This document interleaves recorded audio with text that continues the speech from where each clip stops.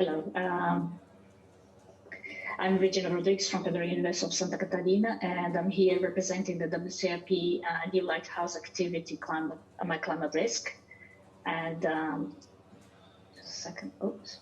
And so we have made great progress in climate science, and today we can comfortably say that climate change is real and is inequivocally driven by human activity. Climate science also tells us that we should limit human-induced global warming to a specific level, and this requires strong reductions in greenhouse gas emissions. Mitigation to achieve our vital goals, we know, requires in turn global coordination and government policy.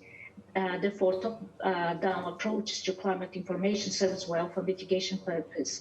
However, there is a widely accepted gap between the production and use of climate information for adaptation. It's also widely accepted that at least part of the reason for this situation lies in the challenge of a bridging between top-down approaches to climate information on the global scale and local decision context.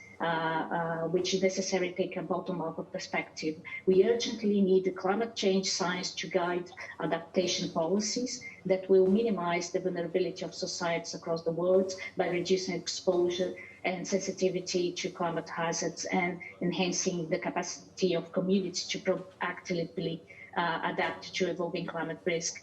We also know that many of the adaptation policies have mitigation benefits as well as the co-benefits. So we needed to grapple with the complexity of local situations, our local reality. However, simplicity is important when dealing with deep uncertainty.